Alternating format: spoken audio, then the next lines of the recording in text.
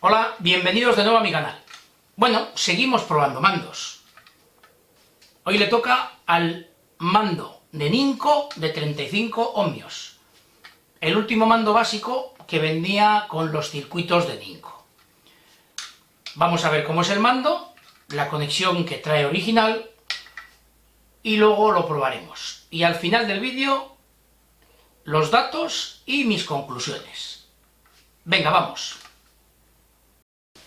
Bueno, pues como veis en la foto, este mando tiene un conector RJ,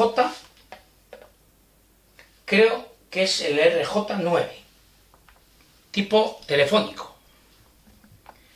Y yo le he puesto, como veis ahora en este mando que es mío, el jack estéreo de 3,5 milímetros.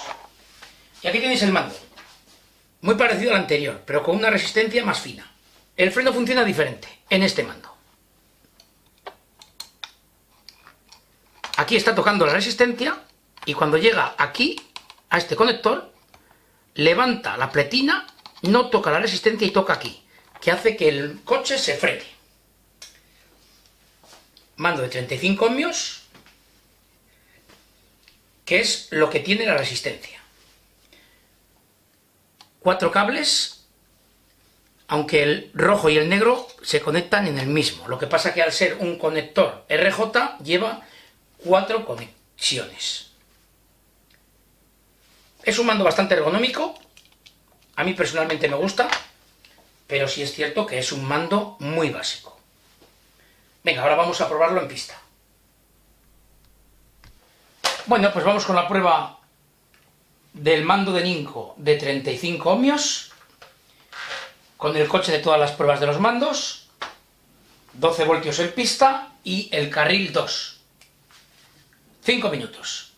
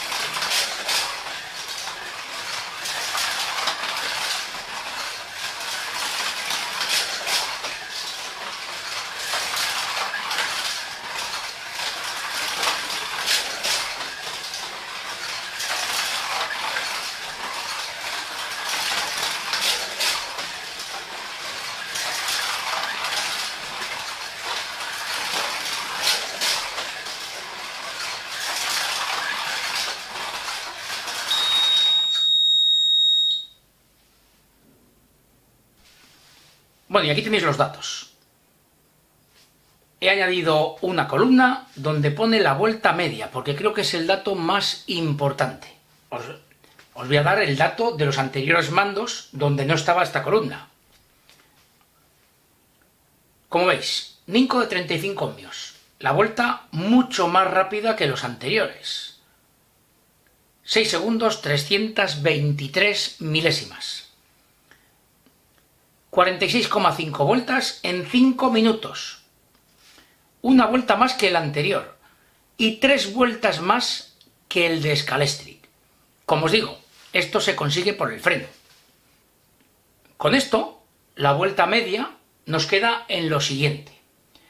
Scalextric original. El mando sin freno. 6 segundos, 895 milésimas. El mando Ninco 55 Plus. 55 ohmios de resistencia.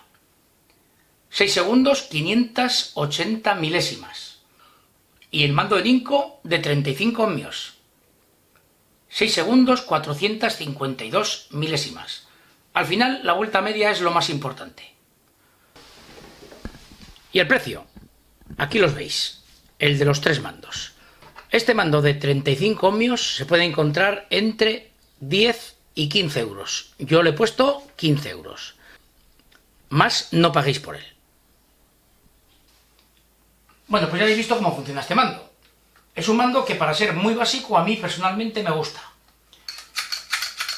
El muelle es un poco más blando, es algo más ergonómico. Como habéis visto, por dentro en el mando, el cable está mejor sujeto para que no se nos rompa, que no tiremos de él fuerte y se nos rompan las conexiones. En general está mejor desarrollado y fabricado que su anterior mando, que es el 55 Plus. Al tener una resistencia de 35 ohmios, es más brusco en aceleración que el anterior. Pero a mí personalmente me gusta más. Y como habéis visto, los tiempos son mejores. Para un circuito pequeño, siempre es mejor tener una resistencia menor, para que acelere más rápido y puedas frenar antes. Si no, te mueres acelerando. Tienes que darle mucho tiempo al gatillo y cuando ha acelerado del todo ya has llegado a la curva. Entonces es mejor tener una resistencia menor. Y bueno, y esto es todo. Gracias por seguirme y hasta el siguiente vídeo.